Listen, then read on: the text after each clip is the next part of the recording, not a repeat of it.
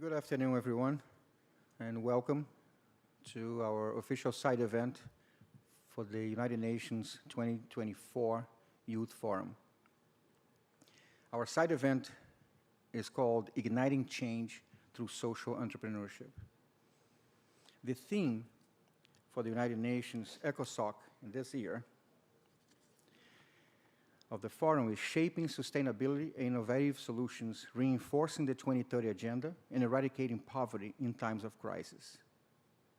It will be similar to the one of ECOSOC, Reinforcing the 2030 Agenda and Eradicating Poverty in Times of Multiple Crises, the effective delivery of sustainable, resilient, and innovative solutions. I will start reading the speech of Dr. Hanifa Mezui. Unfortunately, she had a personal issue and could not attend.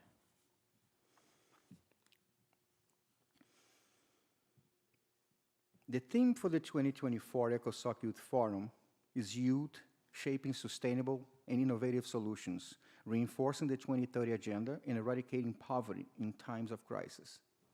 Several years ago, in September 2015, we adopted the new 2030 Agenda for Sustainable Development. This agenda is universal and includes everyone, particularly the youth. Youth shaping refers to the idea that young people have a significant role in influencing the future. Resolution 2250 is the first resolution focusing on the role of youth in maintaining peace and security. Humanity is entering a new technology era. Here are some innovations and solutions I would like to share. Solution from youth. Youth already have a voice, but they now have a UN Youth Office to promote meaningful, inclusive, and effective engagement of United Nations. Solutions through partnership. Civil society participants are critical partners in highlighting best practices and lessons learned. Providing opportunities for young people to develop their potential. This highlights the importance of supporting young people's growth and participation in society by giving them access to education, resources, and a voice. We empower them to become future leaders and decision makers. Young people actively affect the world around them. This emphasizes the potential of young people to drive positive change through their energy, creativity, and idealism. They can tackle social issues, innovate with technology, and influence cultures in ways that shape the future for themselves and others. All aspects described above are important. Youth shaping refers to young people's initiative or the effort of adults to cultivate the ability of the younger generation. It will be similar to the one of ECOSOC, reinforcing the 2030 Agenda and eradicating poverty in times of multiple crises. The effective delivery of sustainable resilience and innovative solutions. The ECOSOC Youth Forum is a valuable opportunity for young people to share their perspectives and ideas with policymakers and other stakeholders. It is also a chance for young people to learn about the United Nations and how they can get involved in this work. The 2024 ECOSOC Youth Forum is providing a platform for young people to meaningfully engage in a dialogue with the United Nations member states and the United Nations entities on transformative pathways to implement sustainable development. There is an amazing feeling when you are surrounded by young people. You feel young yourself. We can feel your ambition, your energy, your enthusiasm, and it is very refreshing. Now, we are going to play a video message from Ambassador Daniel del Valle Blanco. He's the United Nations Ambassador for the International Organization of International Youth Organization. And he's also the youngest person in the world to hold the title of ambassador. Dear colleagues, friends, Alessandro, thank you very much for the invite to be part of this side event. Well, it is often said that we, young people, are the key to achieving global goals and building a better future. This is especially true when we focus on today's circumstances. Every year, the significance of youth grows, progressively gaining more relevance on the international stage. This is something that we, the young generation, are aware of, and we have started to assume and understand our crucial role in not only shaping a better future, but also in building one that is sustainable and equitable for all. We are slowly but surely beginning to embrace our role as ambassadors of change towards achieving this purpose. These events, dear colleagues, and the context under which it became a reality, the ECOSOC Youth Forum, are evidence to the fundamental platforms that we, the younger generations, are being provided with to actively contribute in policy discussions, share our collective ideas, provide innovative solutions, and of course, ignite change. Change, but most importantly, igniting change. It is a concept which I consider to be of special importance to the youth. We, young people, want things for yesterday, and the idea of igniting change perfectly zooms this. We want change for now, and this is exactly how the journey towards creating a better future starts. Now, this side event intends to shed light on youth social entrepreneurship and how to ignite change through it. This is an issue of extreme importance, especially if we focus on the number of challenges that go hand in hand with it. One of them, for example, unemployment among the youth, which today represents one of the greatest global challenges we face. Finding decent work can be particularly difficult for this demographic. Evidence indicates that social entrepreneurship can contribute to a more sustainable and inclusive job creation, and in consequence, create a more lasting and sustainable solution. In addition to addressing unemployment, youth social entrepreneurship also presents an opportunity to tackle other pressing issues such as environmental sustainability, gender equality, and community development. By empowering young people to become social entrepreneurs, we not only address immediate challenges, but also create a culture of innovation that will benefit society as a whole. Achieving youth social entrepreneurship is a priority within the 2030 agenda. Therefore, it is crucial to have an exclusive platform for young people to engage in leadership, growth, idea sharing, and of course, opportunity discovery, as it is through initiatives like this that we can truly ignite change and build the way for a more sustainable and inclusive future. Social entrepreneurship leverages young people's talents and capacities while also supporting individual development. Young people are often excluded from policy and political decisions affecting their lives. And social entrepreneurship offers them a channel to express their view and create a tangible impact on society. In this sense, it is crucial that we understand the importance of accessibility and inclusivity, as these elements are crucial to ensuring these opportunities reach youth from all backgrounds, especially those from underprivileged communities. As we strive to build a more fair and equitable society, we must ensure that no one is left behind and that everyone feels included. Therefore, by providing young people with a dedicated space to exchange ideas, we can unveil their full potential as change makers, innovators, and of course, entrepreneurs. Social entrepreneurship is appealing to youth, in part because it offers the unique combination of income generation and a tangible way of creating social impact. Whether entrepreneurs by choice or entrepreneurs by necessity, the successful pursuit of youth social entrepreneurship is highly dependent on a number of different factors, conditions, and settings.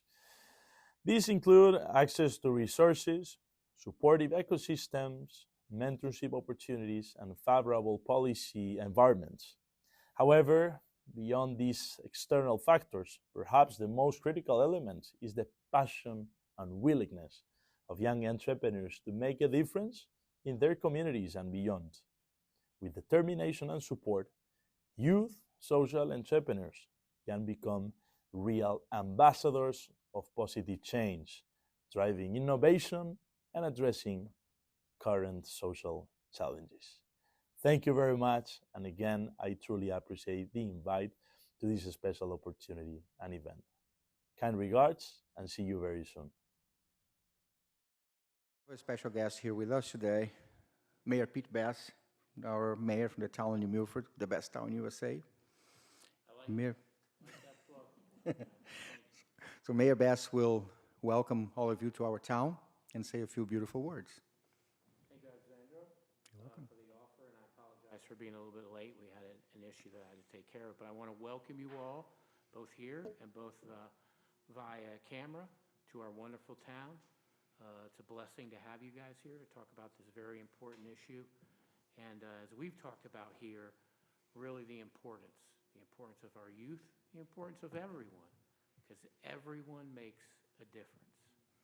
And if you look at that in a lens that way, it's very empowering. It creates a directive of a kind place, a place that holds everyone not only accountable, but appreciates everyone, no matter what you are. And that builds a vibrancy, as you can see in our wonderful community. If you haven't been here, come and check it out.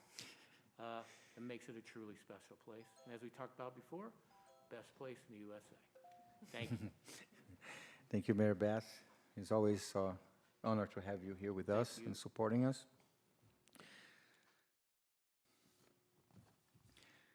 Today, there are 1.2 billion young people aged 15 to 24 years, accounting for 16% of the global population.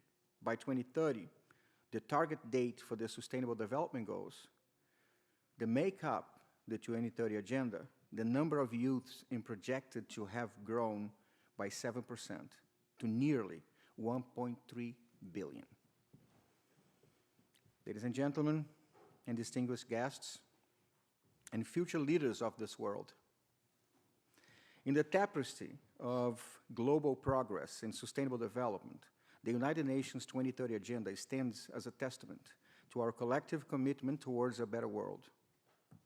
As we navigate the complexities of the modern world, it becomes increasingly clear that the empowerment of our youth is not just a choice, but a necessity, if we are to realize the full potential of the SDGs and create a prosperous future for all.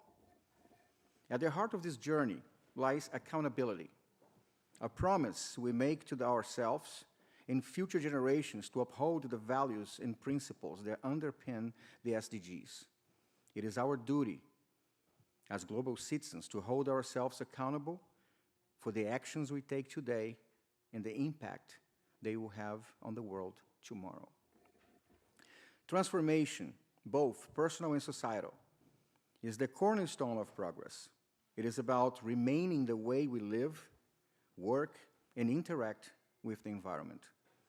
By empowering our youth to be agents of change, we catalyze a wave of innovation and creativity that has the power to shape the world as we know it. Multilateralism, the spirit of cooperation and collaboration among nations is essential in our pursuit of sustainable development.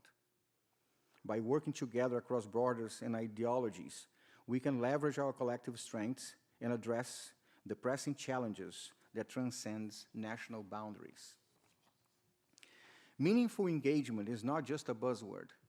It is a fundamental principle of inclusive governance. By actively involving our youth in decision-making processes, we ensure that their voices are heard and their perspectives valued. In doing so, we empower them to become advocates for change within their communities and beyond. The opportunity for education and skill development is a gateway to empowerment. By providing our youth with access to quality education, vocational training, and mentorship opportunities, we equip them with the tools they need to succeed in an ever-evolving world. Let us encourage our youth to pursue the path that align with their passions and values, not driven solely by financial gain. When we choose to work in fields that resonate with our true calling, we find fulfillment and purpose, and our contributions to society becomes a labor of love. Ultimately, our goal is to secure prosperity for future generations. By investing in our youth today, we sow the seeds for a sustainable and equitable future for all. Let us stand together in solidarity, united in our commitment to the UN 2030 Agenda and the SDGs, and empower our youth to be architects of a brighter tomorrow. In closing, let us embrace the challenges that lie ahead with courage and conviction, knowing that by empowering the youth, we pave the way for a world where opportunity, prosperity, and sustainability flourish. At age of 17, I have been living on the streets for 4 years after being abandoned by my parents, and my life was saved by a man called Paulo Cruz, who decided to offer me a meal, shelter, and an opportunity to grow and fight for my dreams. And today at Hunt Hill Farm and CUFA Global, we are committed and determined to generate as many opportunities as possible to empower youth and build a better world for everyone. Our event today, we're focusing on 4 guiding questions. The first one is how can we utilize pre-existing business tools and practices to generate new opportunities for the youth? The second is how can we develop public-private partnerships that can allow us to create those opportunities of social entrepreneurship to our youth? Number 3 is how can we make sure that these opportunities are actually given to the people who needs the most? And number 4, is there a need for a youth-centric network where our youth leadership can engage meaningfully and exchange ideas, share opportunities, dreams? I will start with Marina Martins Monteroso. Marina is the representative of CUFA Global and CUFA United States. CUFA is one of the world's largest social entrepreneurship organizations, present in 5,000 favelas in Brazil, 17 million people, 8% of the Brazilian population. And they are present in 40 different countries, 40 member states, planning on 50 by the end of this year, and 100 by the end of 2025. And I'd like Marina to please. Thank you so much, Alessandro, for the opportunity to join this panel. It's an honor to be here. And let's talk about partnership. I think this is the main core of the panel today. And yesterday, so on Tuesday, we were together on the opening youth forum at the United Nations. And there is something that I heard that I love it, is the opposite of poverty is opportunity. And I truly believe on that. And to bring those opportunities for people in need, we need to have partnerships. So companies, they need to engage and partner with grassroots organizations. They are the ones who owns people trust. They are the ones who know the needs of the local people, and they can validate and also help companies to fit their products or service to truly attend their needs. And this work, there is value in this work. No, this articulation in the territory has value. Building the bridge has value. And not recognizing this value, I believe, is one of the main factors that some of these partnerships do not succeed. We need to have a better impact is we need to have balanced partnership where everyone see the values that they bring. I would like to share a little bit what happened in Brazil, just to illustrate a practical example when those partnerships can happen and make a huge, huge impact. So last year, CUFA Brazil, they create a 3 days event called Expo Favela. And what's that?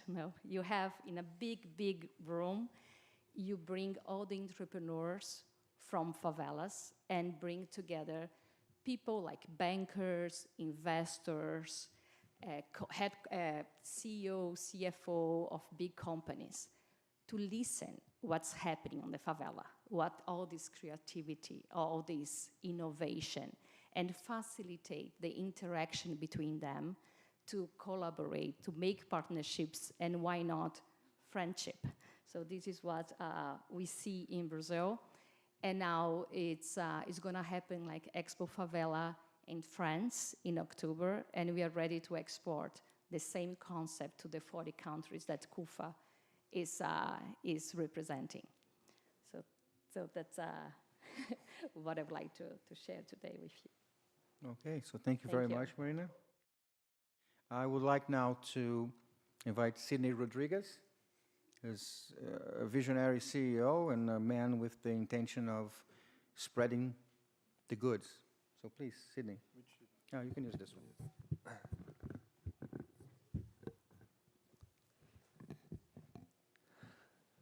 Hello, so Sidney, Brazilian. We started a company back in 2008, and now we are bringing this idea to the United States. So I'm going to read my speech to be easier. Ladies and gentlemen, dear friends, allow me to share a story close to my heart, a narrative of humble beginnings, unwavering dreams, and the transformative power of water. It's all about water. Born into poverty, I carried with me a dream as pure as the water we now strive to share with the world. 25 years ago, that dream began its journey to reality, sparked by a single opportunity that changed the course of my life forever. The Millennium Development Goals have been our guiding light, but it's the Sustainable Development Goal 17, Partnership for the Goals, that has woven the threads of collaboration, hope, and empowerment into the fabric of Aqualife. Through this partnership and the dedication of organizations like Hunt Hill Farm and CUFA, we have uncovered countless opportunities to empower young entrepreneurs, echoing the journey of little Allison and countless others who dare to dream. But how do we leverage existing business models to create social entrepreneurship opportunities for youth, for our youth? The answer lies not in reinvention, but in innovation, in building upon the foundations laid before us to pave a new path for the next generation. By infusing traditional models with the spirit of social enterprise, we offer young minds a canvas on which to paint their visions of change and impact. And yet, the true measure of our success lies in ensuring that these opportunities are not merely abstract ideals, but changeable realities accessible to all, especially youth from underprivileged backgrounds. It is in dismantling barriers, erasing boundaries, and opening doors that we breathe life into inclusivity, inviting every young soul to partake in the journey of entrepreneurship. In times of crisis, when the world seems dark and uncertain, it is in unity and creativity that we find solace. By coming together as a community, by pooling our resources, talents, and passions, we can transform pre-existing business models into beacons of hope for our future change makers, guaranteeing a better tomorrow for all. As I stand here today, I am reminded that my love for water, born from a childhood of scarcity, has blossomed me into a mission of abundance and empowerment. Each drop shared, each opportunity extended, is a testament to the transformative power of a single chance, a single dream realized. Together, Let us continue this journey of empowerment, of hope, and of resilience. Let us walk hand in hand towards a future where clean water, dreams fulfilled, and prosperity know no bounds. Thank you for being part of this incredible journey. Thank you all. Well, thank you, Sydney. It's really a pleasure to have you here with us. And we need to share more of this vision of empowering our youth and making sure that we can get those opportunities to them. Now, I have a friend that will speak. It's Steph Burr. She's the executive director of the Northwest Connecticut Arts Council. Thank you, Alessandro. I had the honor of attending the Youth Forum in New York this week, and it was absolutely fantastic. So, thank you. My name is Steph Burr, and I'm the executive director of the Northwest Connecticut Arts Council. We are a regional service organization, and our mission is to elevate the role of the arts to support community and economic development. We do arts advocacy, help artists and nonprofits with promotion, and engage in research to help provide data that supports equitable cultural development. Last year, our organization undertook a year-long research project to assess the needs of the cultural sector in Northwest Connecticut. We looked at the landscape of the area, which consisted of about 175 nonprofit and volunteer-led cultural organizations and over 400 artists and creative business owners. Through this study, we have identified intergenerational engagement as one of the most pressing areas of concern for the cultural sector. It is imperative that existing cultural organizations focus on the stewardship of the youth in order to pass on the legacy of these organizations. Among the organizations that we surveyed, they identified finding volunteers and engaging youth audiences amongst their greatest challenges. Interestingly, young artists expressed enthusiasm and creativity, but listed a lack of resources, access to space to create, and knowledge of opportunities as their greatest challenges. These two needs go hand in hand and present an incredible area of opportunity. It is not only important that the knowledge and appreciation for the cultural work is taught to our youth, but also that young people are engaged in the conversation so that programming is able to adapt and stay relevant to a new audience in a time of changing technological landscape. Additionally, it's very important that we work to remove barriers that prevent young people from engaging in cultural life. And a few examples of these include financial and, specifically in our area, transportation barriers. By working to engage the youth in existing cultural infrastructure, we're giving them a foundation to build upon our local culture instead of tasking them to build it from scratch. Thank you. Now, we have a guest abroad. Is Marcos Vinicius Ataide. Marcos Vinicius is the director of development for CUFA Global. He's in Brazil currently and heading to South African Republic to handle their global expansion. I'd love to hear from Marcos. Hello everyone, my name is Marcos Vinicius and I honor to address you today. As Brazilian and at 24 years old, I have the privilege of working with CUFA and leading our global expansion. CUFA is a social organization founded in Brazil with over 20 years of social action in favelas and peripheral territories, implementing cultural, artistic, sports, educational, and social responsibility projects. Operating across 26 Brazilian states and the federal district, CUFA is present in over 5,000 favelas in Brazil. When the pandemic hit the world in March 2020, CUFA launched the CUFA Against the Virus campaign, aiming to mobilize companies and anonymous individuals to help the most needy families in Brazil favelas. In 2020 and 2021, the campaign mobilized over 1 billion reais in donations, including cleaning products, clothes, and food. Today, CUFA operates in over 40 countries, including Brazil, USA, France, Angola, England, Russia. Our mission is clear: to replicate the success with activity in Brazil and share our expertise worldwide with a constant focus on empowering young people in favelas. We actively promote young entrepreneurship in our initiatives, particularly in education and technology. And our biggest project is Expo Favela Innovation. The Expo Favela Innovation is a business fair facilitating connections between micro and small entrepreneurs from favelas and the investors from urban areas.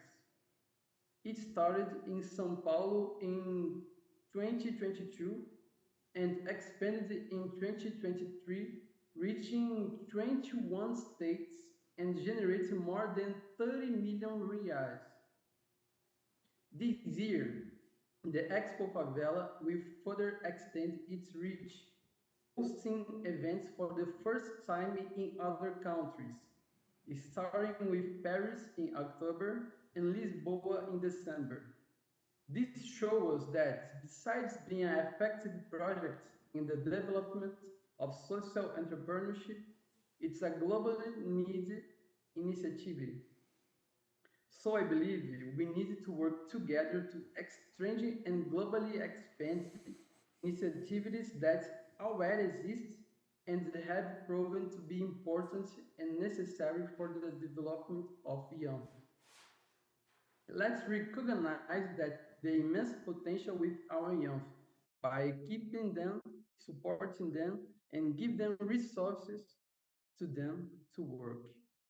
Thank you for the opportunity to share something about the CUFA and Expo Favela.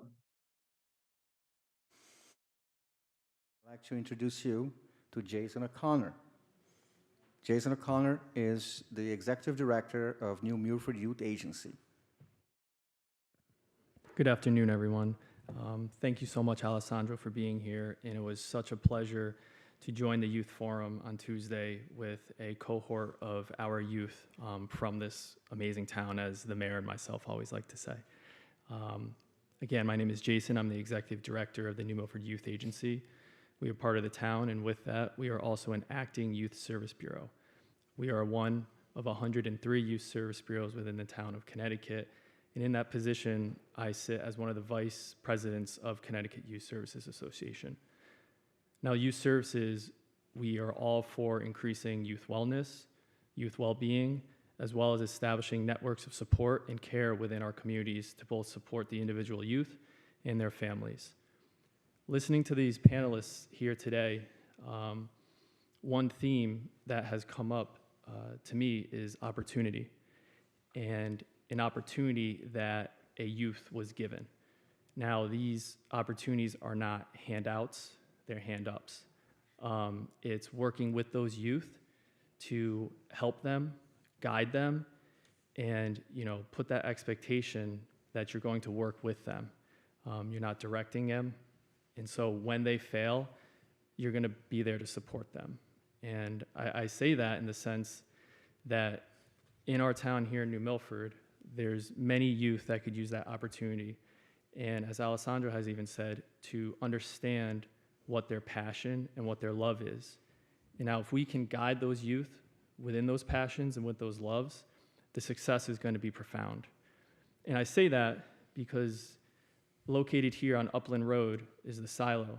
I grew up a mile away on Wheaton Road, traversing through the woods, probably trespassing through these lands as a kid. However, that spawned my vast love for nature, working outside, and just engagement in opportunity. With that, in high school, one of my peers who worked for the municipal farm here in town, Sullivan Farm, said, hey, Jace, I think you'd be good. And through that, I still had to show my merit, talk to the acting executive director.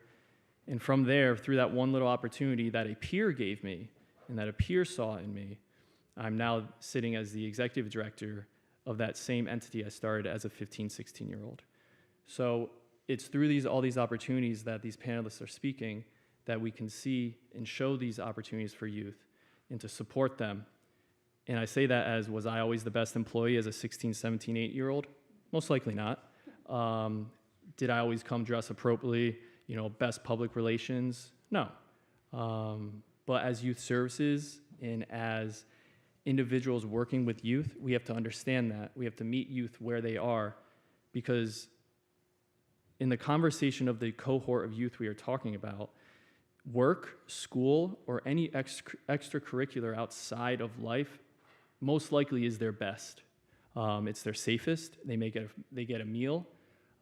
So I say this to everyone in the sense that when you're welcoming a youth, greet them how they are, show them empathy and understanding, and don't be so much to judge.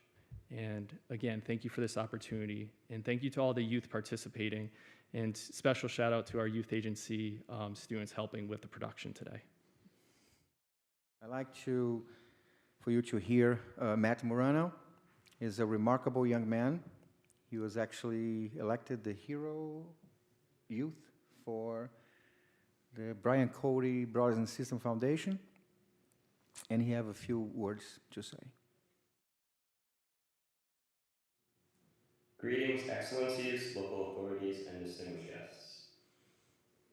To all present at this esteemed UN-ECOSOC Youth Forum side event, Igniting Change Through Youth Social Entrepreneurship. My name is Matthew Morano, and I'm a 21-year-old student from New Milford, Connecticut. Today, I speak before you with a full heart of gratitude for this transformative opportunity that has come my way. As I pursue a dual degree in economics and finance at Stonehill College, I have been blessed with experiences that shape not only my academic journey, but also my aspirations for societal impact. Additionally, engaging as a youth hero for Brian Cody's Foundation has instilled in me a deep sense of purpose, guiding me towards making meaningful contributions to those in need. In the year 2023, my path intersected with the Aqualive Youth Social Entrepreneur Program, facilitated by Hunt Hill Farm and CUFA Global, illuminating a new direction brimming with possibilities. This chance to venture into entrepreneurship has kindled a fire within me, fueling my ambition to carve out a space where my thirst for knowledge meets my drive to effect positive change. The prospect of creating a sustainable business that not only supports me financially, but also serves the greater good, fills me with excitement and determination. As a young individual eager to explore the realms of innovation and enterprise, I dream of a world where youth like me can converge on a global platform, a space where we can exchange ideas, share thoughts, and collectively pave the way for a brighter future. The power of unity, collaboration, and shared knowledge among youth leaders from diverse backgrounds holds immense potential to shape tomorrow's landscape with innovation and compassion. Thank you all for this invaluable opportunity to nurture my entrepreneurial spirit, embark on a journey towards financial independence, and contribute meaningfully to the world around me. Let us continue to cultivate an environment where the voices of youth like me are not just heard, but amplified, creating a tapestry of progress woven with dreams, ideas, and opportunities. With sincere appreciation and hopeful anticipation, I cannot wait to see what the future holds. Thank you, everybody. I would like to introduce to you a remarkable young lady, social activist, and extremely active within the Latino community, Cindy Santos. Hello, everyone. Welcome, everyone, to be part of this amazing and wonderful event when we all can share our opinion about to make this universe, this world, better for us. As a child living in one of the most dangerous towns in my city, the biggest reason why I was more interested in changing people's life was by searching the opportunity to improve their lifestyle. That was the moment when I discovered my biggest passion was helping my community. When I was 9 years old, I joined a young group of Christian leaders where the main mission was to educate, which is the main one, educate young kids about their values, principles, and opportunities in life. Then I became a part of a Kahurba, a group of teenager leaders with only one mission, to encourage young teenagers to help develop social and professional skills in our society. During this time, I also involved with the Red Cross, which was one of the most wonderful part of this journey. Being involved with these support groups at the age of 15, I had the opportunity to participate in community forums to speak up for those who doesn't have the voice in my community through art, politics, and also the mic. When I turned 25 years old, I decided to live the experience to move to another country, this amazing country, following my dreams to continue doing what I always love, serving the community. Join some great nonprofit organizations such as Latinos in Education and Advocacy and Diversity to be able to help those minorities that needs to be heard. And thank you so much for all these youth that are in here, part of this forum, to be able to speak up for those that doesn't have voice. Thank you. Thank you, Cindy. Based on our guiding questions, we'll have a discussion soon. I would like to hear a remarkable young lady that has joined some of the youth entrepreneurship programs that we've been putting together to get her testimonial. Allison Daniel is a young entrepreneur since age 6. Now she's 14. Allison, please. Excellencies and distinguished guests, it is my great honor to be here today and have the opportunity to speak as a 14-year-old entrepreneur and the owner of Allison Unique Treasure. I have always been a crafter and started my business that I have now in 2020 to raise money for St. Jude's and my school since my parents couldn't at the time. I opened my Etsy shop and expanded doing craft events and vending at skating competitions, and I also had 2 of my own art exhibitions. I continue running my business today to donate to St. Jude's, and that is how I'm here today. It is also extremely empowering when I have my mom's support to be able to help in ways that I never thought I could. I started a new venture with Hunt Hill Farm and Aqualive at no cost to be able to help the rest of the world with having access to clean and affordable water. As I know firsthand by having my own business, it costs money to start one and to keep up with the investments with vendor fees, insurance fees, and giving back to St. Jude's. I immediately jumped on the opportunity to be a part of Aqualive and Hunt Hill Farm when it was offered to me at no cost. I not only want but need the opportunity to help to provide for myself and for my future. I have family in Uruguay that don't have clean water, so they are pulling salt water from the river, and I also have family in Israel who don't have great water either.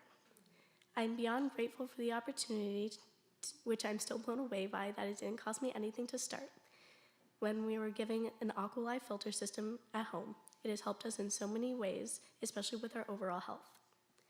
Water is an important part to our health and life, and I'm excited and honored to be a part of the UN Youth Social Entrepreneurship Program and to be working on the Sustainable Development Goals. I'm also excited to be able to help others around the world. It is important to pay it forward by giving others the same opportunity that was given to me, which will help them in so many ways and addresses so many of the Sustainable Development Goals.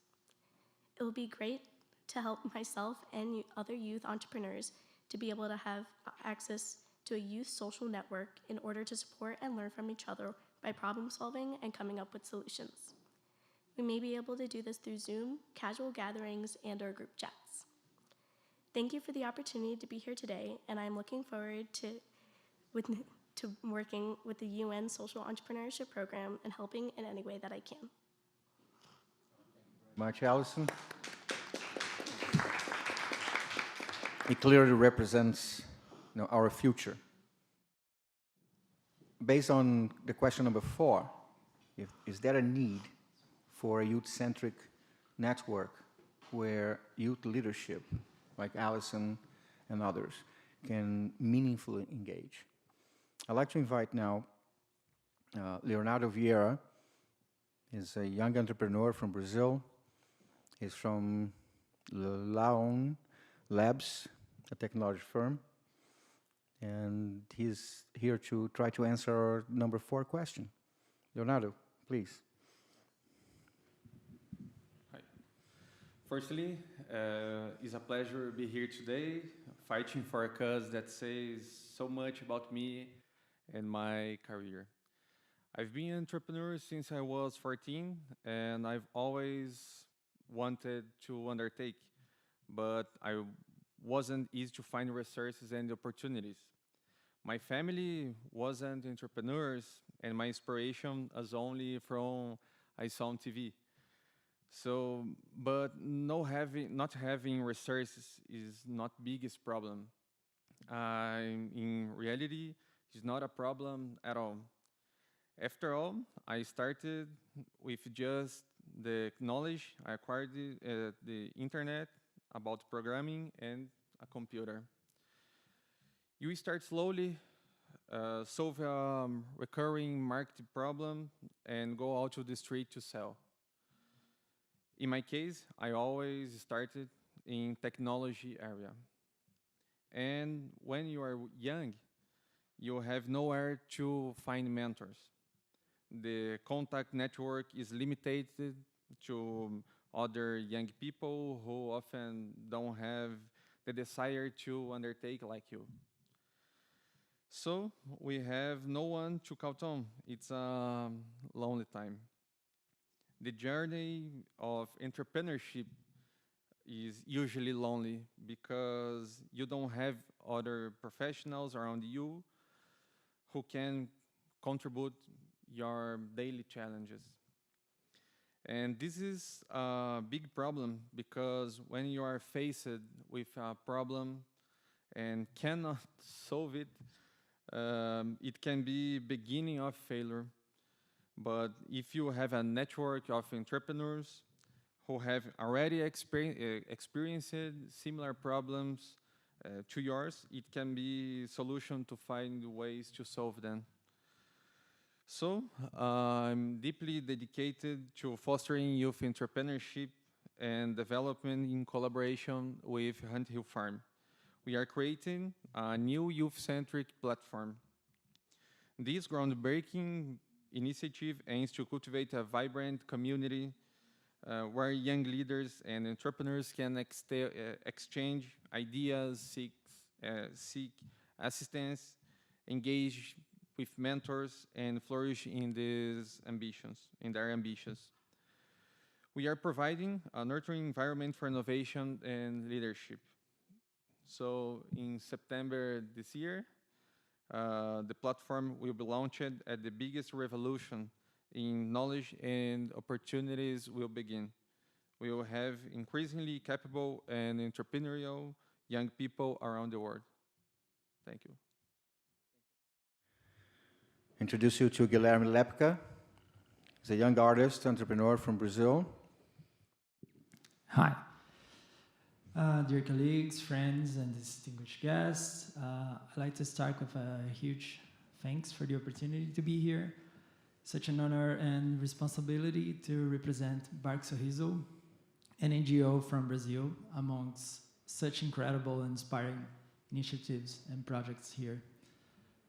Our work is focused on dental and medical support and health education to isolated communities.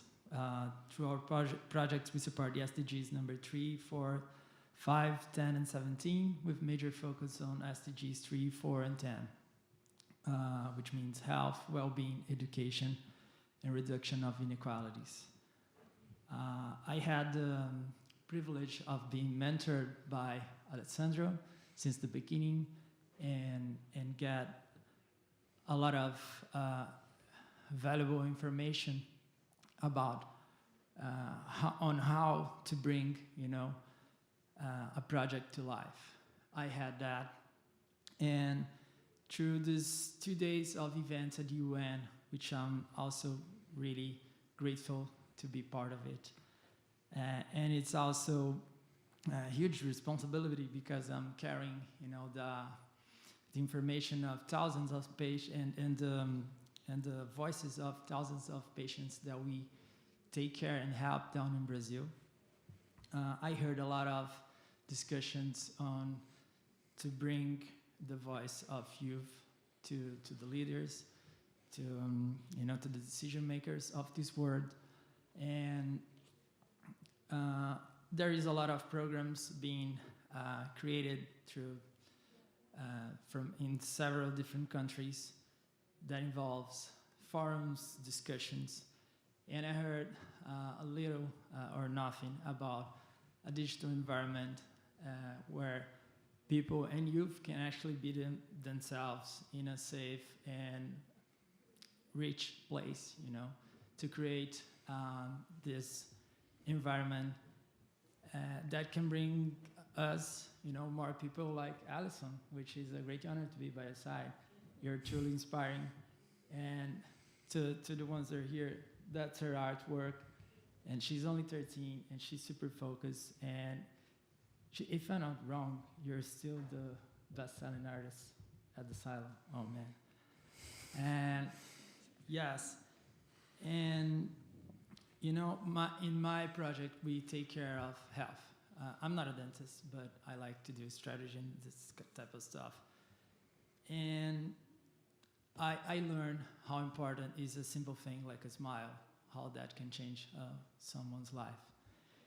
And I got aware in these past few days around the discussions on everything, how important it is to be heard, how important it is to be recognized, how important it is to everybody to understand the differences of youth as well. The youth in here is not the same as the youth in Brazil, and you have in different ages too, You have, it's like from, Alessandro mentioned at the beginning, 1.9 million of youth people right now, and they go, they differ on ages, age ranges, and locations. So it's really important for us to bring this, in a quality way, to create this room and to create this opportunity, and especially in a digital environment for that to take place. So you have full support of Barco Sorriso to keep this great projects going on. So thank you. Thank you very much, Guilherme. It's a pleasure and an honor to know you for so long. I would like to now play a message from another remarkable young man called Andrea Criaturo, that has joined one of the social entrepreneurship programs we have developed, and he has a message. Hello, my name is Andrew Criaturo, and I'd like to take a moment just to thank everybody who's been involved in the youth program here with the United Nations, specifically those involved in the arts and technology empowerment sector. This has just been a really awesome project to be a part of, something that I'm honored to be a part of. I've been with Borgata for a little over 4 years now, and the amount of support and the tools they've provided me has just been astronomical in terms of my growth as a creative, and also building my skill set. I've always been very passionate about photography, especially the last 10 years. I got into it sort of at the end of high school, but I didn't really know where I was going with it. And when I became involved with Borgata and I became involved with the youth empowerment program, I saw that there was a really great community involvement, not only with local business, but also something that was able to help drive my own personal business as well as a photographer. Real estate photography has really catapulted me into a new realm and a new, sort of a new challenge for my future in terms of how I approach things now, not only from a business standpoint, but also from a creative standpoint. The program itself has done an excellent job at providing me with the tools that I need, and Borgata, specifically Alessandro and Danielle, have done an awesome job in terms of helping nurture those skills and to sharpen them. They've done all sorts of different types of practices, demonstrations. We've gone over all sorts of things together.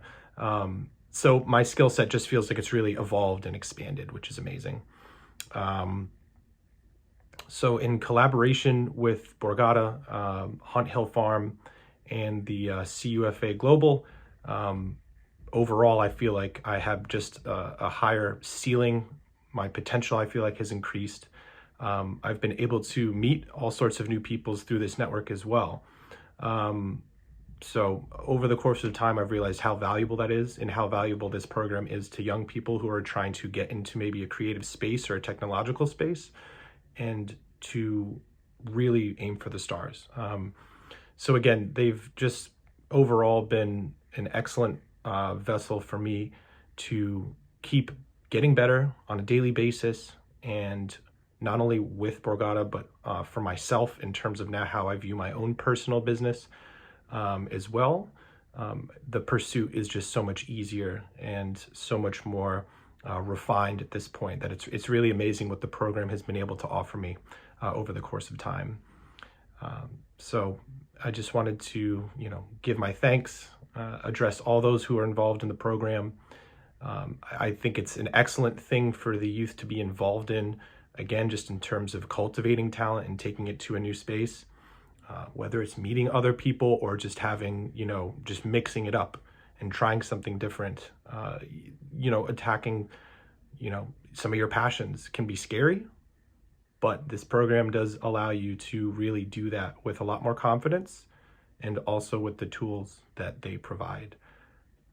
Overall, again, I'm extremely grateful to be a part of this. I appreciate everyone taking a moment just to hear my side of the story. And overall, again, I couldn't be happier to be a part of this. So thank you very much. We have another video message from Guilherme Rizzo. He's a 15-year-old that has joined one of the programs of youth social entrepreneurship they've been introducing.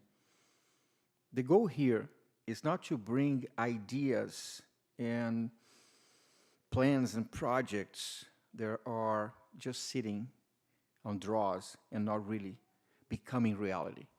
We're trying to demonstrate that it's possible to do in small groups, in small areas first, as a seed that can grow. Our intention is to deliver results and opportunities that can be quantified and multiplied, so they are sustainable. I'd like you to please hear Guilherme Rizzo. Hi all, my name is Guilherme Rizzo and I'm a 16-year-old young aspiring entrepreneur. I love entrepreneurship because of the endless possibilities it holds, and I have finally the opportunity to make a change in the world at a young age. For me, I started entrepreneurship at a very young age. I started by selling lemonade and bracelets by the street corner to make some money.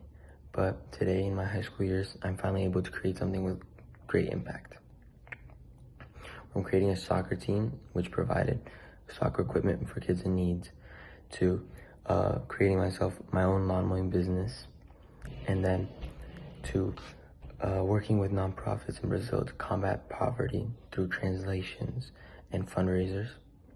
I have learned a lot, and I have been able to have a great impact. Most recently, and what I'm most proud of, is that I had a dream. I had an idea to create a subsidized water filter to implement in favelas across Brazil. This would give people health and the water, the clean water that everyone deserves. With the help of Sidney, Aqualive, and Alessandro in the Hunt Hill Farm Social Entrepreneurship Program, I was finally able to achieve my goals. And next month, we'll be installing 100 water filters in 100 different households, finally giving the people access to clean water and the great improvements in their health that they deserve. Once again, I'm grateful to innovate. I'm grateful for the opportunity that I have to affect our world, and also by the strong surroundings and help that I've received. By sticking to the UN SDGs and having a path and looking forward to like the summit of the future, I'm able to stay focused, stay innovating, and hopefully having great impact in our world. Thank you. SDG 17 is, for me, one of the most important ones because it's partnership for the goals, and make it clear that if we don't develop strategic partnerships, if we don't bring together civil society, politicians, businesses, and institutions that can help us actually develop and deliver sustainable solutions. And question number 2 is about PPPs, public-private partnerships. How can we develop public-private partnerships, and what will be the effect of focusing those partnerships with the goal of delivering social entrepreneurial opportunities for youth? I would like to address Mayor Pete Bass, because he does a remarkable work here in our town of New Milford. A lot of work through Jason to the youth agency, and their focus on trying to find alternatives and solutions that can empower the youth. So Mayor Bass, would you please elaborate on... Thank you. And first, Allison, great job. And you know, first starting off, our youth are way more, have way more access to information than I ever did. I'm old, Allison, by the way, than they have now. And they know when someone is real or someone's fake. So I think first and foremost, being genuine. I started my first business when I was 18 years old. Ended up employing about 60 people at the peak of my businesses. Got involved in town government volunteering first and saw the impact, especially on the municipal side, of what it can do to help people. It's all about helping and empowering your community, strengthening your community. I also see, as you talk about entrepreneurship, how that can have such a positive impact, especially on youth. It teaches them so many wonderful attributes that can help them throughout their whole life. Teaches time management, teaches how to stay on task, teaches how working hard with commitment, focus, and a way to create opportunity, you can be rewarded in many, many ways. Obviously, monetarily is the first one, right? That can help. For instance, Jason and with the Northwest Workforce Investment Board, we actually bring on youth, especially those in need. We're able to provide a job for them. And that job for some of these families helps pay the food bill, helps pay the light bill. And the sense of pride, and I'm sure Jason can verify this, the sense of pride that that child or young adult is bringing in, helping their family, is unbelievable. We've seen life-changing experiences because of that. The new responsibility that they have, the empowerment they have, they're able to do things. We're able to see other wonderful attributes when you talk about, and I'm going to continue on with Jason's thing, but through the Max, we have entertainment that we allow there. So Jason's got a young man, and he actually gets our bands for us and brings those in and creates a business out of that. I know here at the Silo, and I can't thank you enough for doing this. This is super important, not only for our community, but for the world. But talking about doing things with your kitchen, right? Empowering youth, creating different type of retail atmospheres, both here and throughout the town. As entrepreneurism is a key asset for really building the wealth and the foundation of any community.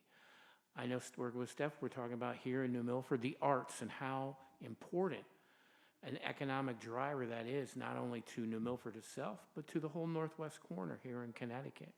Matter of fact, here, as you know, Alexandra, we're trying to make a cultural district and bring on all of our community because we have so many great artisans here, both older and young. We've got some young artists here that do amazing work as well. So I think if you harness people's passion, whether it be in art, whether it be in business, whether it be in sports, you harness that passion, you give them a direction and a vision, anything can happen. Anything can be accomplished. And if we can harness that youth, wow, our factor of positivity and accomplishment could be a factor of 100x.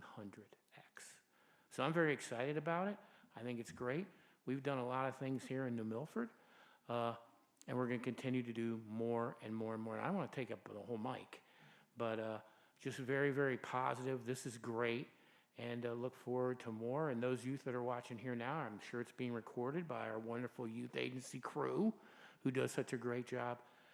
Remember, passion, get your objective, get your focus, talk to people that have done it before, and the sky's the limit. The world's your oyster. Thank you. Thank you very much, Mirbez. Very inspiring. So since you're, as referring to Jason as the director of the youth agency in New Milford and deals directly with the youth and is youth himself, I'm already youthful. Jason, how do you feel about this? How can we use the public-private partnerships, especially because you're sitting in a position where you deal with the youth all the time, you understand what they want, right? We have amazing kids here from the agency. They're operating the video cameras and all that stuff, so we could see that some of them are going to go into the future direction of the arts. We're going to get to staff soon. So how do you feel public-private partnerships could help you help them with opportunities? So great question, and I again think it's opportunity, and then how do you treat that youth? I'll give you an example of our young man who came to us as an aspiring artist and looking to incorporate more bands into our town in making a safe place for teens to listen to live music. Because the only place they could go were bars, and they were not interested in going to bars and having to deal with the alcohol, you name it. So with that, you have to work with them. He's an 18-year-old kid. He doesn't understand 9 to 5 rules of the office. So it's Friday, and you're leaving at 5 o'clock. He's coming to pay you at 5:05.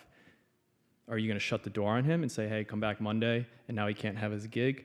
Of course not. You're going to open your door. You're going to walk him through. You're going to actually show him how to do a cash receipt. And then you're going to say, how many bands are coming? What's the set list tonight? And support them. Because if you don't support them, you have a passionate youth in front of you, you're helping them almost fail. And to not have that, again, hand up. So they're coming in, learning some business tactics, also showing that a adult in their community cares for them. In that positive developmental relationship. We also heard that, it can be lonely when you don't have people in your field to go to. For this young man, 18, 19, how many of his friends are promoters bringing in 10 bands to a teen night? I don't think many. So these are the questions he's even asking me. I don't know a lot about music, but we're brainstorming, we're figuring out, we're getting other bands to come. So those opportunities, again, are huge. Mayor Pete also talked about working with at-risk youth who may not have the opportunity for gainful employment or entrepreneurship in the sense. Those are youth with socioeconomic deficits, are youth who may be neurodivergent, youth who are on the free reduced lunch, allowing them access at an early age, young as 14, giving them that not only that pay, but showing them job skills, how to work within that local workforce, and again working with them so they can go on and succeed not only in the public sector for this, say an example, the New Milford Youth Agency, but when they go into the private sector in their own entrepreneurship or their own businesses. And this is real in the sense, this is not just a local issue, it's global. The example here in Connecticut, of the 615,000 youth in Connecticut, 119,000 of them are at risk or disconnected. That's 1 in 5. Those are our youth that need these opportunities, that need the support. These are the youth that are at risk of either not graduating, they do not have gainful employment after the age of 22, or both. And not only does that hurt them individually, it hurts our local economies, it hurts our social systems. And then again, it goes back to you have a kid that essentially their communities have failed. So with that, these public supports that exist, the example being some of the ones we spoke about in New Milford, are essential globally to help our youth, and especially those youth who are at risk.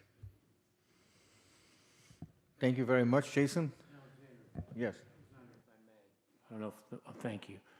Just to piggyback on what Jason's saying before, not only is it people of maybe a working age, but also, and I'll give you an example, when we had COVID, we had hybrid learning and we had fully remote learning at different points of time. I sat down with Jason and Brian Hembrook, who works for Jason for childcare. They led the way in creating dialogues with all of our childcare centers, letting them know what was happening during those times, how we could work together and manage that. Why is that very important? Not only for the kids that are going there, but for the parents that work every day, making that transition. So again, working with businesses and government together. Also, I'll give you one not for adults, not for kids, but adults. So I'm a big, huge believer, as you know, in public-private partnerships. I think it's absolutely amazing. So we have the recycling center in New Milford. We have given it to a company called 3 Veterans. They are a for-profit enterprise. And what did they do? Well, they open up 6 days, almost 7 days a week now. Before we were only open 5.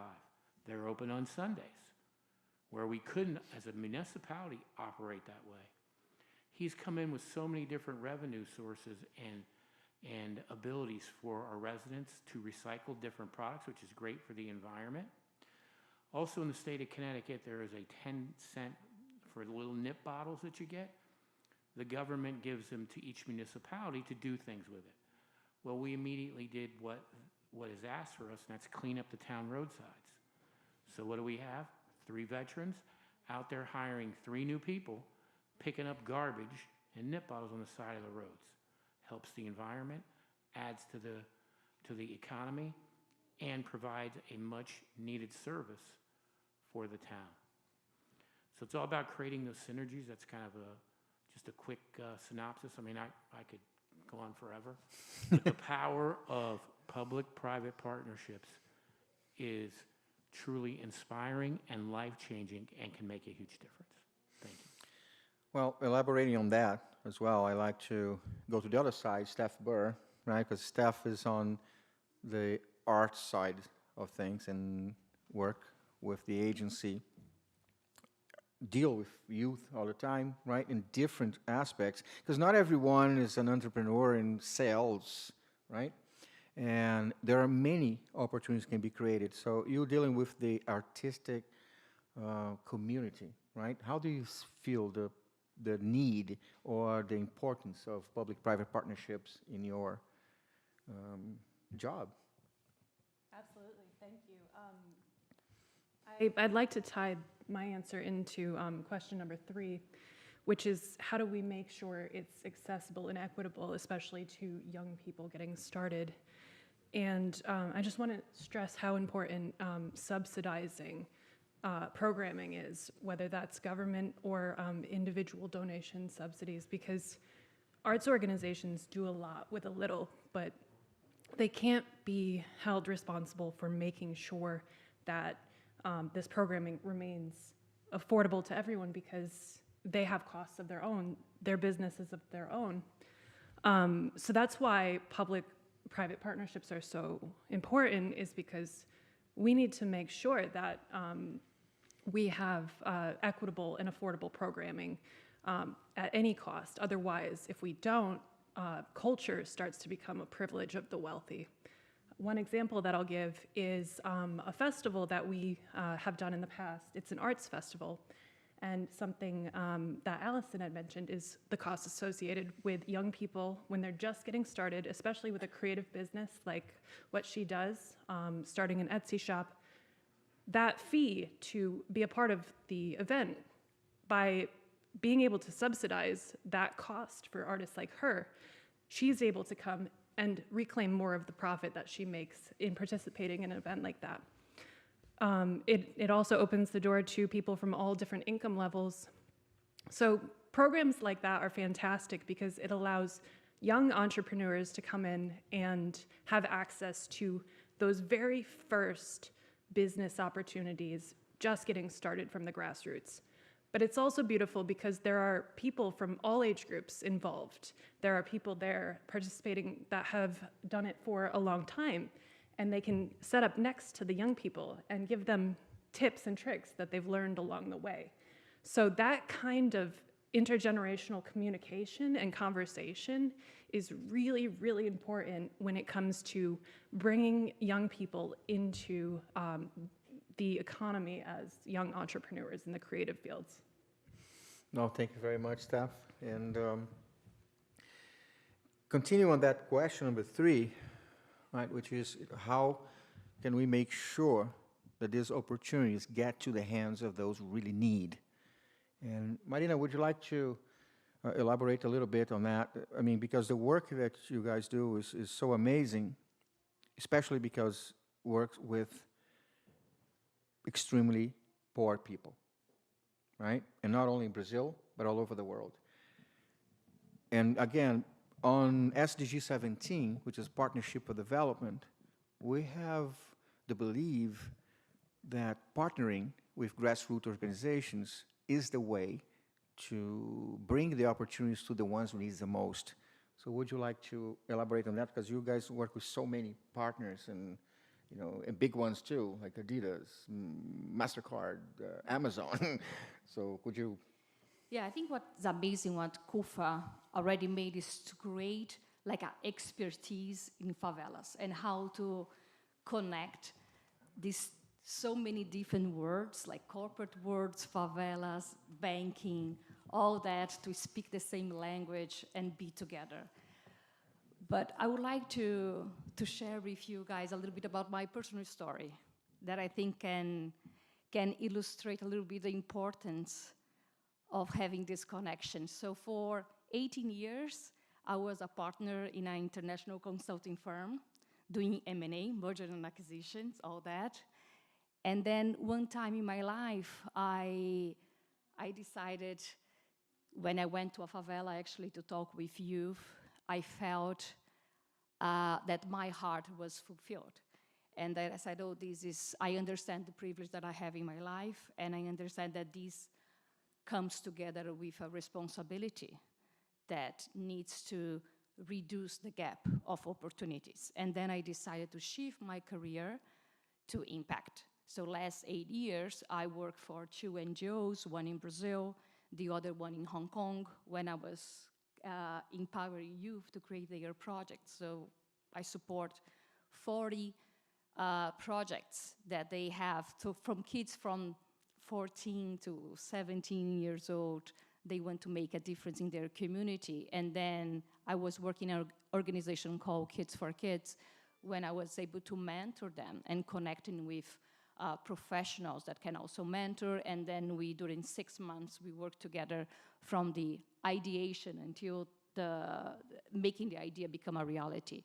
And having that experience was amazing, and see actually the power. You're never too young to change the world. This is what my best learning from that experience. But then I went to Bangladesh. I was able to attend a course, an immersion course with Professor Mohammed Yunus, who is the one who received the Nobel Prize for creating the concept of social business and microcredit.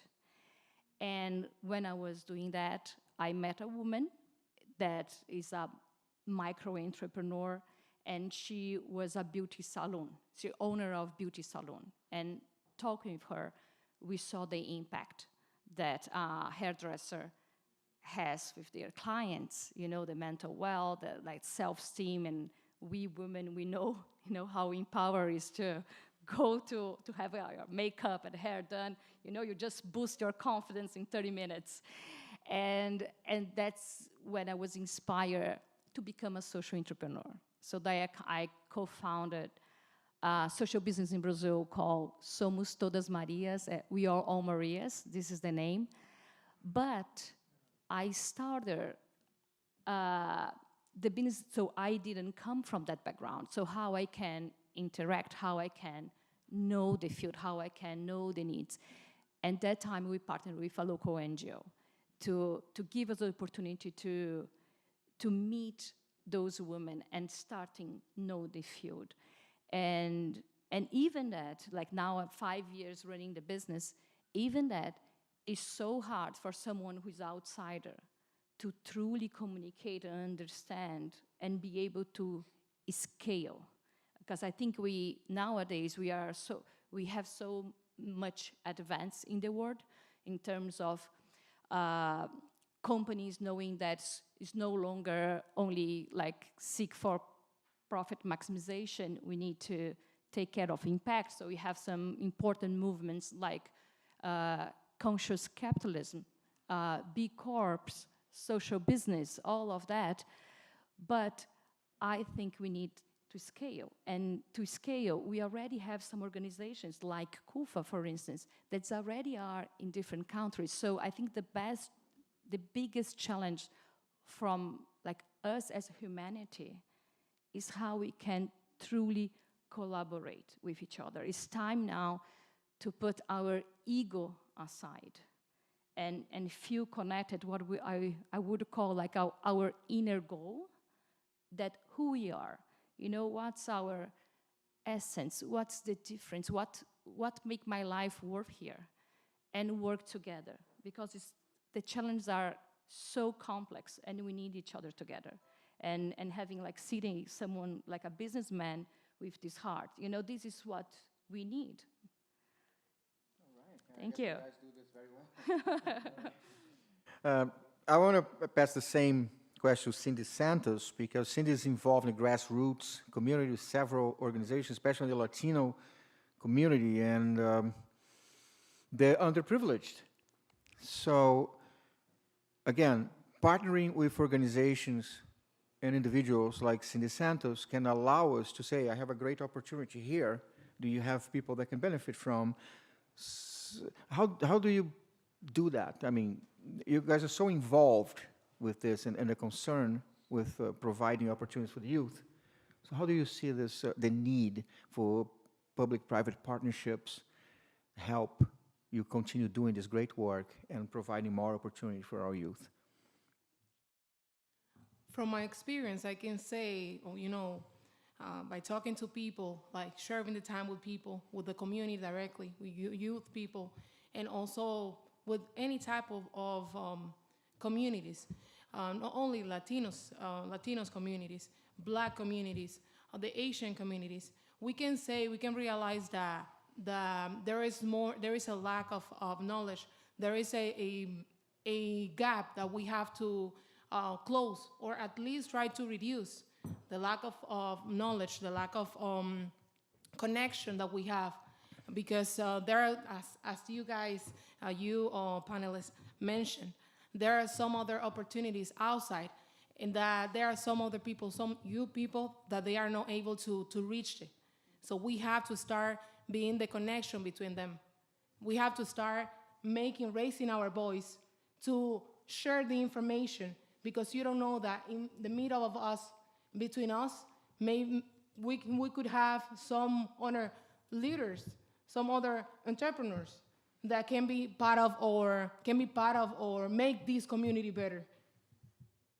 Also, I can say I wrote something as representing the 77% of 77.9% of the young people in United States, and also the 59% of the Latinos or Hispanic speakers, Latinos and Hispanic communities in this country. We can say that part of what we can do is ensure the accessibility and inclusivity in entrepreneurial opportunities. I think that the best thing that we have to do is focus on the access of education. This is the key. Education, mentorship, and resources. Also providing entrepreneurship programs in underprivileged communities, such as I mentioned before, Black communities, Hispanic communities, and Asian communities. Offering mentorship from successful entrepreneurs, and ensuring access to funding and support networks are the key steps. Additionally, advocating for policies that promote diversity and inclusion in entrepreneurship that can help the level the playing field for all youth, regardless of their background.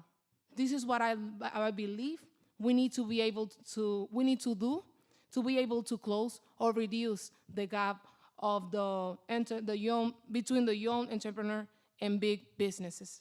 Thank you.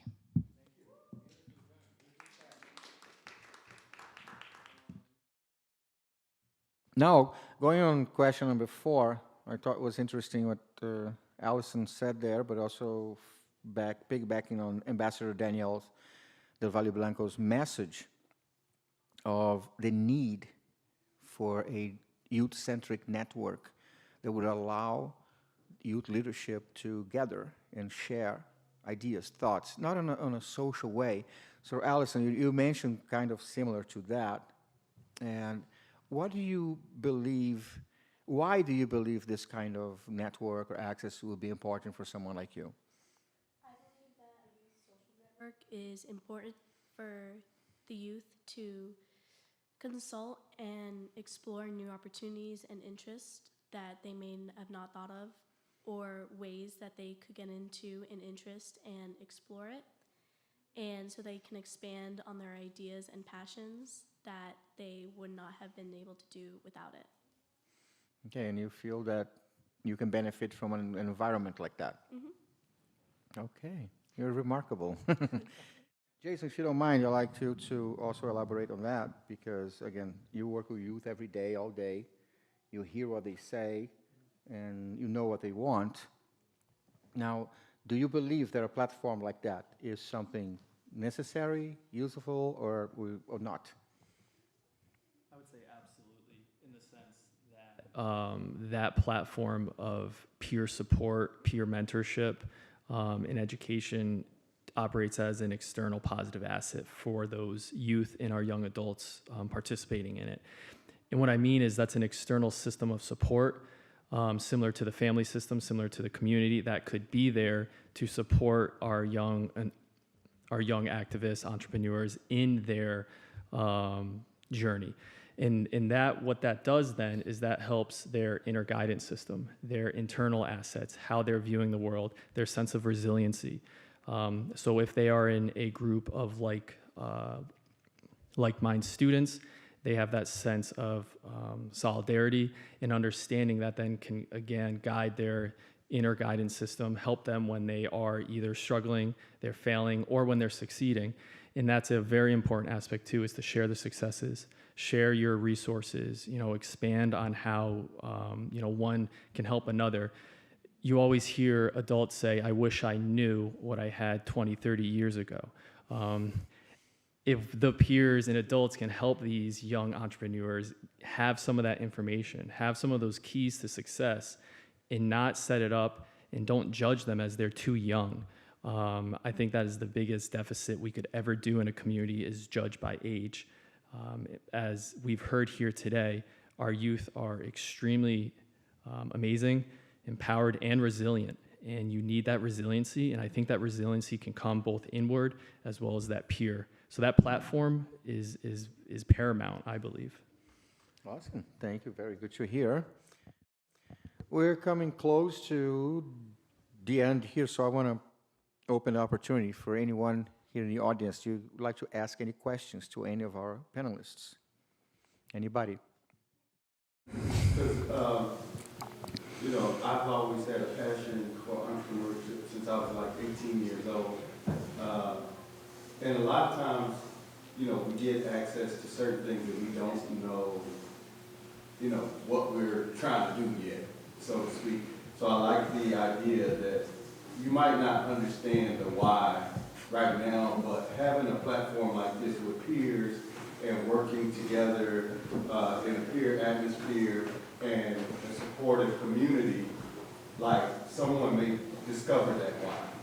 They may be able to see something in Brazil where they see a passion to do something greater than where they're at. So I think that's really inspiring from all the stories, kind of what I've gathered.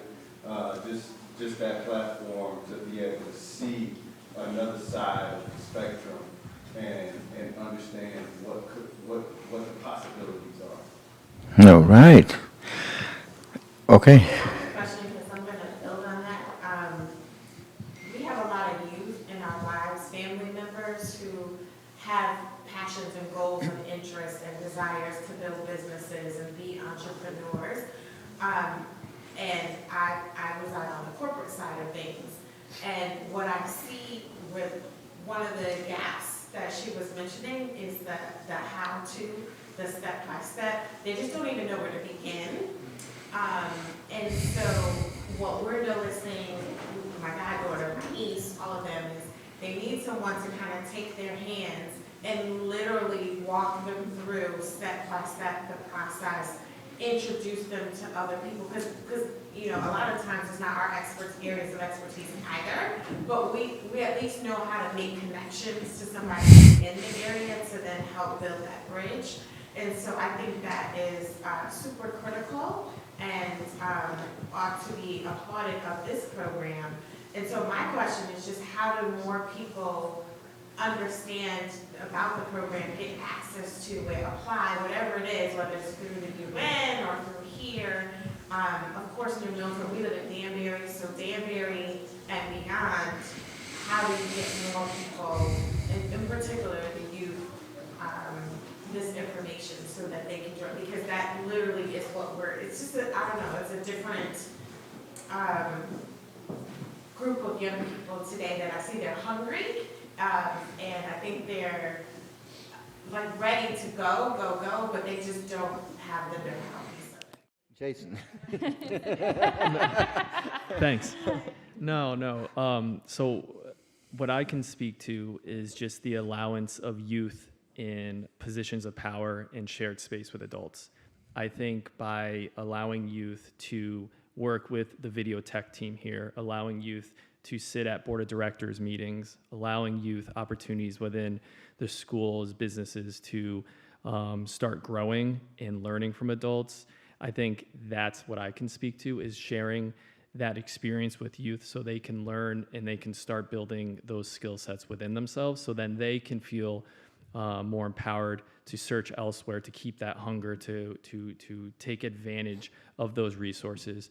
Because whether it is a board of directors, whether it's this panel here, they're going to network, they're going to meet adults, and caring adults who can have that positive developmental relationship with them.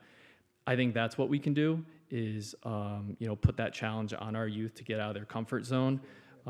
Nothing grows in a comfort zone, and they do have to challenge themselves. So it's when they challenge themselves, it's supporting them, because again, most likely they will fail, and that is perfectly okay. It's okay to fail, it's good to fail, and to build yourself back up. So I can't speak on specifically how to get involved in this initiative in that sense, but I can say just how we can support our youth get involved in any initiative, and it's by empowering them and working with them and sharing that space. Thanks, great question. Yeah, I would like to add on that, if I may. Please, of course.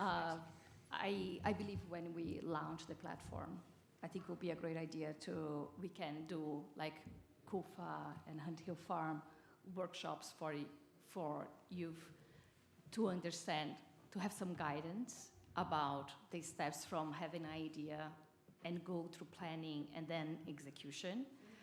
But what I see, what's critical, we need to have a time that they have to understand themselves. They have to understand first their passions, their talents, and what the difference that they would like to make in the world.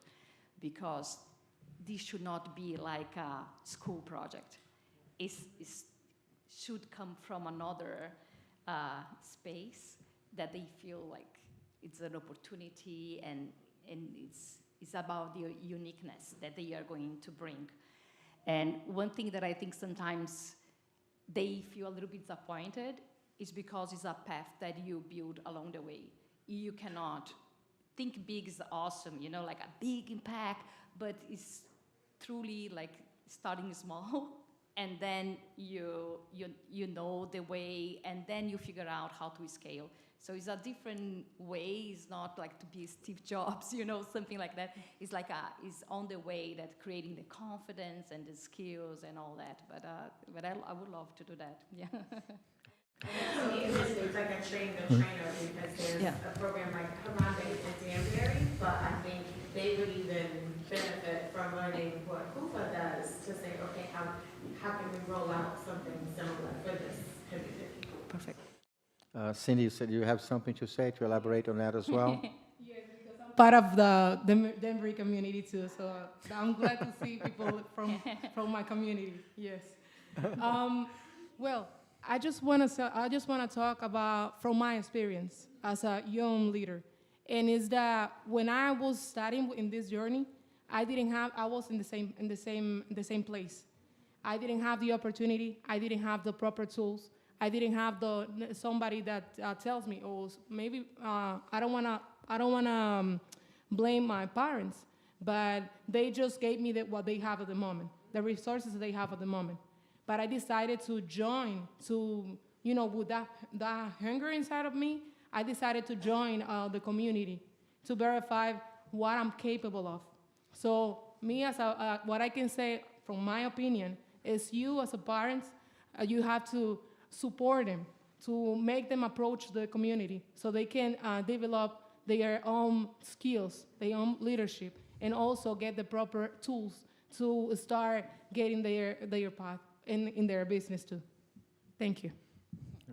I hear all these comments and suggestions and all, and I remember when I had the honor to meet Kofi Annan, the Secretary General of the UN, and he told me that we have to think global, but we must help our neighbors first.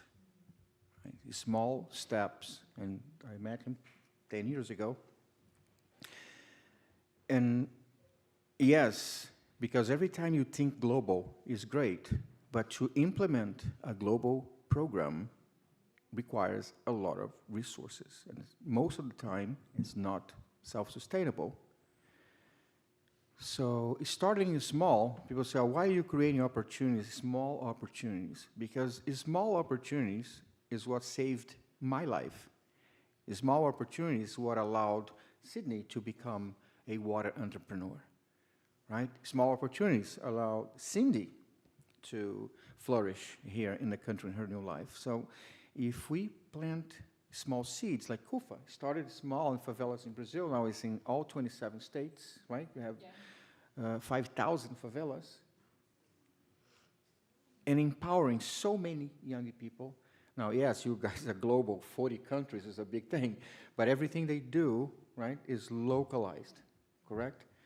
And it's fascinating to be able to meet individuals that have the mindset to really give back. And if we can nurture this kind of feelings and actions, because ideas, we have a lot of them, right? But tangible deliverables is something that most programs are lacking. So the Summit of the Future will happen 18th and 19th of September, is between the General Assembly, that happens on the 10th of September, and the Summit of the Future is being prepared in a way as it's going to be one of the world's biggest events focused on the 2030 agenda, youth. We also have the G20 happening in Brazil in November, I believe. The Y20, which is the youth group of the G20 that allows youth to connect and share ideas and understand what is at stake for their own future. As we are moving towards this beautiful and enormous event in September, which I would like to invite all of you to come to the UN and be a part of it, I would like to put a food for thought here, that if you have the ability to generate an opportunity, even if it's for one person, to start a life, you can change a life. You can allow them to flourish and eventually spread this feeling. I say because I was one person on the streets, and one other person gave me one opportunity. For him, it was a small thing. For me, it changed my life and allowed me to be here today. We're going to move into the end and the closing of our side event. So we'd like to get the closing remarks. Mayor Bass, would you like to start? Sure. Alexandra, thank you. Thank this entire really board, so to speak, and all the participants have given some great information. It was great insight. I think those that are watching now and recording have some great resources they can take away, some great examples of success, and look forward to you continuing to build this with all the partnerships. And I think the sky's the limit. So thank you for hosting it here in the best town in the USA. Thank you.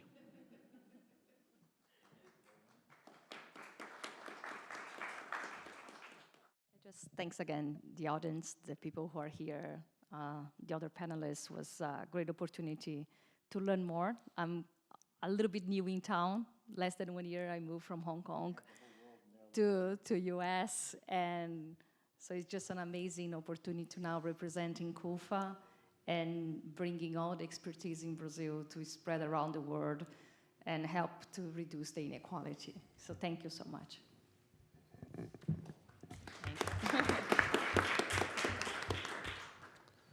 I also want to thank everyone. Thanks, Alessandro, Hunt Hill.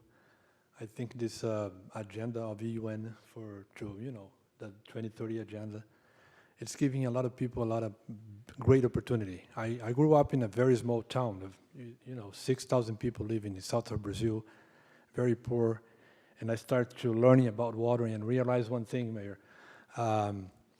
We need to give people better water so they can think clearly and pay attention and raise awareness. So then we can really, start believing that we can achieve something. So water is a big part of it. I've been the water boy for like 25 years already. And it's great to be here. I never thought, 15, 20 years ago, I would never dream of being here in America, in the best town of the United States, New Milford. Being able to, share opportunities with the youth like Allison and others. So it's a huge, opportunity for me as well. And I think there's others, businessmen and entrepreneurship guys that owns business that would love to be here. So we need to spread the word. We need to talk loud and, make everybody knows that we have here a land of opportunities so everybody can help. So once more, thanks very much, everybody. Sure. Thank you very much, everyone. I feel very honored to be heard at the upper end of my youth.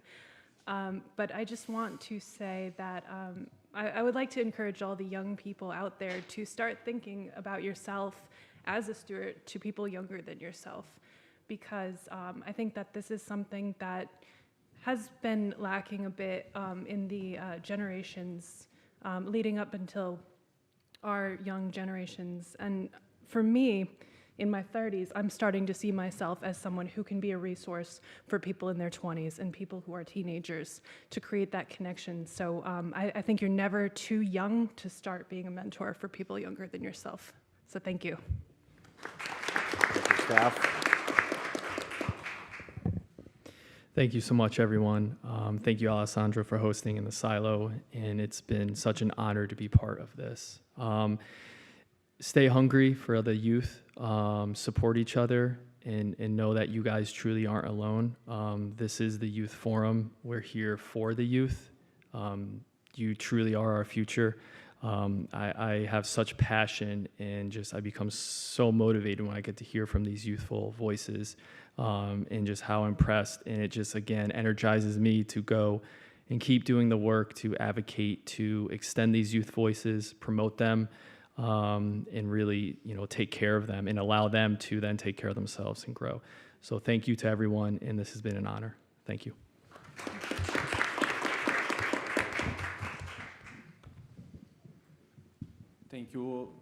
Thank you, everyone. Thank you, Alessandro, for hosting this event. And it's a pleasure to represent this project with the development of this platform. And as soon as possible, we want to put on air this new platform, and we want to see all the young people share your challenges and searching for knowledge in this platform. So it's a pleasure represent this. Okay, thank you.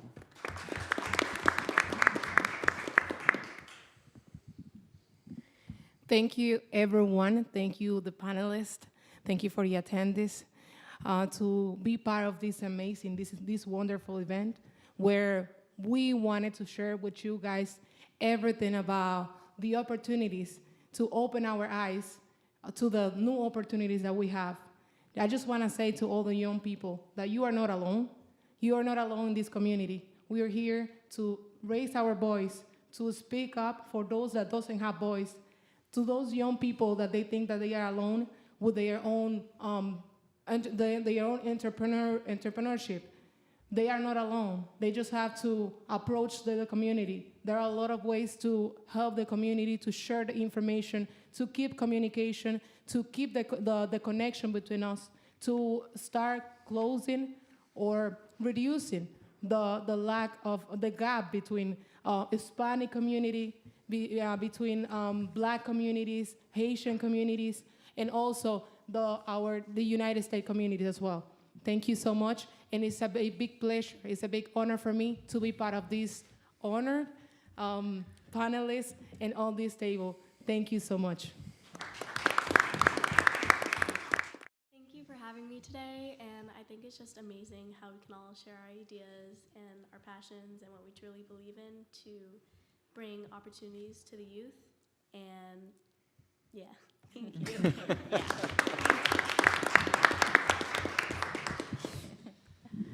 Also, thank you, everybody, for the opportunity to be here representing Barca Sorriso.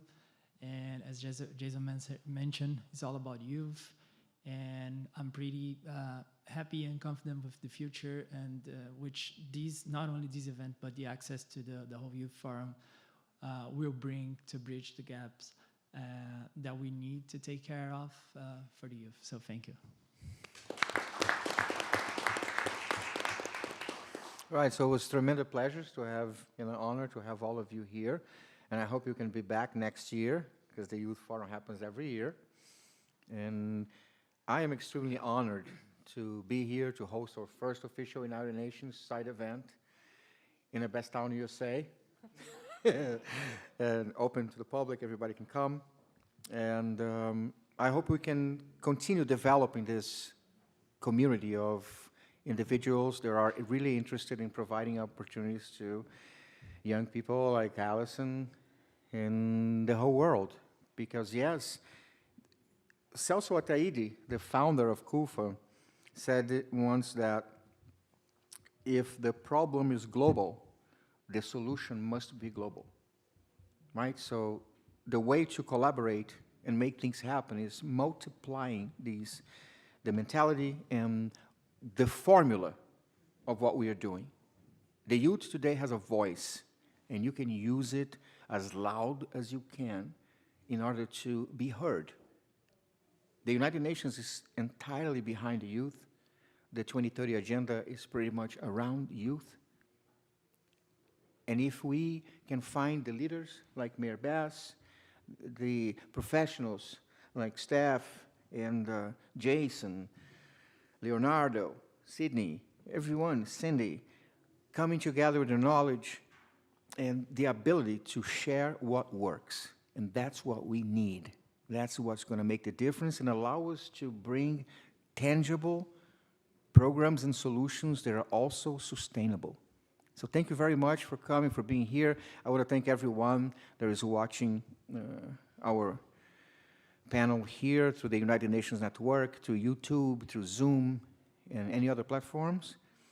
And we hope to have you all here during the 2025 Youth Forum and the Summit of the Future in September. This is really, really important, big, and wonderful. And again, I'm honored to have a nonprofit that is accredited with the United Nations Economic and Social Council since 2022. And this gives us a key to speak to the world, especially the youth. And I feel so honored.